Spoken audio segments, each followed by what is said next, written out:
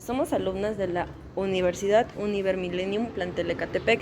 El tema que abordaremos el día de hoy es el desarrollo psicológico del adulto, abarcando diferentes cambios como lo son biológicos, cognitivos y sociales. Mi equipo está conformado por Hernández Pérez, Rosario Nayeli y Saldaña Tamayo Verónica Michel. Las etapas que conforman el ciclo vital del adulto son tres: adulto joven, adulto intermedio y adulto mayor. Empezaremos con la etapa del adulto joven. Esta etapa comienza alrededor de los 20 años y concluye cerca de los 40-45 años. En esta etapa el individuo debe comenzar a asumir roles sociales y familiares. Esto quiere decir que empieza a hacerse responsable de su vida personal y de la vida de quienes lo acompañan. Esto para la conformación de su propia familia. Hay consolidación de la identidad y comienza la realización del proyecto de vida. Los cambios sociales son: en primera, se toma el riesgo debido a las experiencias o momentos que vivieron durante su niñez. ¿Esto qué quiere decir? Es un poco complicado para estas personas crear relaciones estrechas y por ende suelen aislarse de la gente. Los desafíos que presentan Erikson nos dice que las personas que pueden compartir su identidad son capaces de amar más efectivamente. El adulto debe mostrar sus capacidades y habilidades con familia, amigos, etc. En esta etapa de adulto joven es cuando se alcanza el apogeo biológico. Se empiezan a establecer relaciones sociales, tanto en el ámbito laboral como en lo personal, y se toma conciencia de la individualidad. El adulto joven se percibe como un ser autosuficiente que forma parte de la sociedad. Los cambios cognitivos que presentan. En estos cambios mencionaremos etapas de Warner y Scheiss. Riesgos. La reevaluación de la vida. Esto es un cuestionamiento sobre lo que se está haciendo. Esto es un cuestionamiento sobre lo que se está haciendo, lo que se quiere, para analizar y sobre todo para estar satisfecho. Se considera de riesgo porque es un cuestionamiento sobre todo lo que ha pasado durante tu vida. Mencionaré únicamente 3 etapas de Warner. La primera es la etapa de adquisición.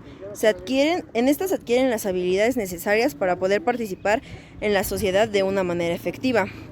Otra etapa es la etapa del logro.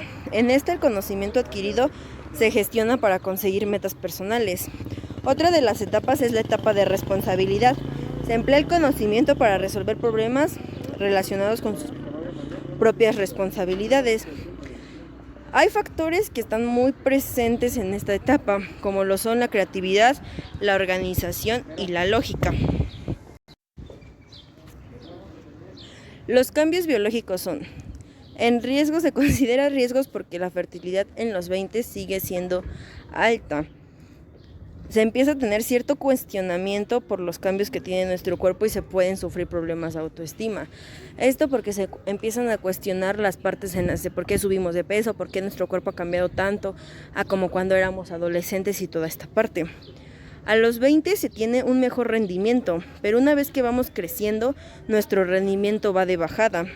A pesar de que en esta etapa las características físicas alcanzan su plenitud, se debe considerar que alrededor de los 30 años empiezan a declinar algunas capacidades. Como segunda etapa se encuentra el adulto medio. La adultez media va de los 40 a los 60 o 65 años. Algunos le llaman la segunda adultez. Erikson la denomina la etapa de la crisis de productividad contra estancamiento. Los cambios biológicos son: se pueden sentir inútiles en ocasiones por la fuerza o trabajo que realizan. Deben de afrontar los cambios por los cuales pasarán, ya sea hormonales, físicos, sociales, psicológicos, entre otros. Los cambios hormonales pueden traer otras complicaciones, entre ellas pérdida de elasticidad en la piel, osteoporosis, etc. Se hace presencia de la menopausia y la andropausia. Y por último se llega a la época de torpezas, barrigas, dolores y arrepentimientos por la juventud perdida. Yo hablaré sobre los cambios cognitivos. El desarrollo cognitivo en la edad adulta intermedia es un curso de pérdida y ganancia de conocimientos que se han adquirido a lo largo de la vida. Como segundo punto es que muestra una marcada ventaja para solucionar los problemas de la vida cotidiana, la cual procede de su capacidad de sintetizar su conocimiento y su experiencia. Punto 3 es que poco a poco la velocidad de varios procesos psicomotores empieza a disminuir a causa del deterioro físico. Como siguiente punto es sobre los cambios sociales. Síndrome del nido vacío. Se presenta generalmente en las madres cuyos hijos han abandonado el hogar demasiado pronto, ya que están demasiado involucrados en ellos. Pero en la mayoría de los casos las mujeres la acogen bien y lo ven como una instancia de libertad, que propicia un nuevo cambio de vida en su matrimonio. Se da en el alejamiento de los hijos. Se renuevan los intereses sexuales, aumenta en la intimidad, las personas casadas tienen mayores niveles de salud física y mental que los solteros y divorciados, aunque parece ser más satisfactorio para los hombres que para las mujeres. A esta edad, los adultos comienzan a convertirse en abuelos. Los abuelos influyen sobre sus nietos como cuidadores, compañeros de juego, historiadores familiares, consejeros, modelo de rol y como intermediarios entre nietos e hijos. En lo laboral se llega a la llamada etapa de mantenimiento, en la cual se disminuye la tendencia a aventurarse laboralmente. El siguiente punto puede ser un periodo de satisfacción o frustración, dependiendo de la experiencia de un establecimiento afortunado o desafortunado. En ambos casos existe un conflicto de valores entre seguir forzosamente y la opción de descansar y disfrutar de lo que ya hayan logrado, en base de su trabajo solo para conservarlo. Adulto mayor, persona que tiene más de 60 años y se refiere a la etapa que suma todas las experiencias de la vida y pasa por la mayoría de las metas familiares, profesionales y sociales, pero también marca el inicio de una etapa donde las personas presentan condiciones de vulnerabilidad física, social y económica. Cambios biológicos. Disminución de las funciones mentales, aunque no tienen que llegar forzosamente a un nivel de demencia. En muchas ocasiones hay alteraciones del ánimo como depresión. El siguiente punto es disminución del nivel de actividad y movilidad, con deterioro de capacidad funcional física, tanto trastornos de equilibrio y de la marcha, como pérdida de peso y disminución de la masa muscular, sarcopenia y aislamiento social. Como siguiente punto son los cambios sociales. La pobreza relativa por su reducción de los ingresos al estar jubilado. El 25% es de los problemas en el acondicionamiento de la vivienda y su entorno en las déficits funciones. El 85% son los cambios en el estado marital y de la soledad. El 75% es la actitud de la sociedad hacia los ancianos. Las siguientes son los cambios cognitivos. Esto entorna en la disminución de la actividad psicomotriz, tanto como la disminución de volumen neural en el cual no es uniforme, como en la dificultad para resolver problemas abstractos o muy complejos, y la disminución del flujo sanguíneo y cerebral.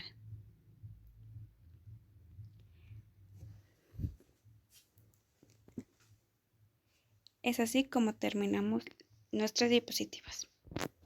Bueno, yo voy a contestar la siguiente pregunta. ¿Cuál es la importancia del conocimiento de los cambios biopsicosociales del adulto para el profesional de la pedagogía?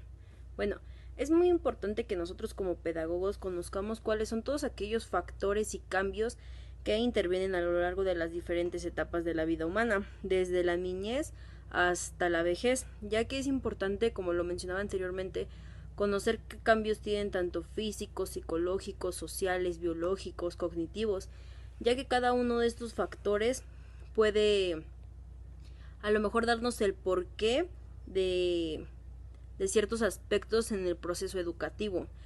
¿Con esto a qué me refiero? Que tal vez algún problema que tuvieron social, algún problema psicológico que tuvieron cuando eran pequeños va a repercutir a lo largo de su vida. Es por ello que nosotros necesitamos conocer todo este tipo de factores para saber de qué manera podemos ayudar a la persona. La siguiente pregunta es, ¿cuáles son los campos de acción del pedagogo que anteceden el conocimiento de los cambios biopsicosociales del adulto? Explique y ejemplifique. Bueno, los campos de acción del pedagogo es que la acción educativa gira en torno a pautas generales que son claves a todas las edades. Por tanto, hablar de características en específico de la educación de adultos ante fenómenos educativos representa variación tanto biológicos, sociales y psicológicos. En nuestra aportación en este trabajo sería delimitar un análisis psicológico y a la reflexión pedagógica. Desde la psicología nos interesa delimitar qué vamos a entender por persona adulta, por ejemplo, desde un punto de vista del desarrollo psicosocial. En este caso, tratamos de identificar las características del educando de los adultos. Desde la pedagogía extraemos fines de señales al horizonte optimizante de la práctica educativa hacia los jóvenes para las características que van a ser consecutivas en su etapa de adulto, tanto psicológico, social y biológico, cognitivo, entre más variaciones.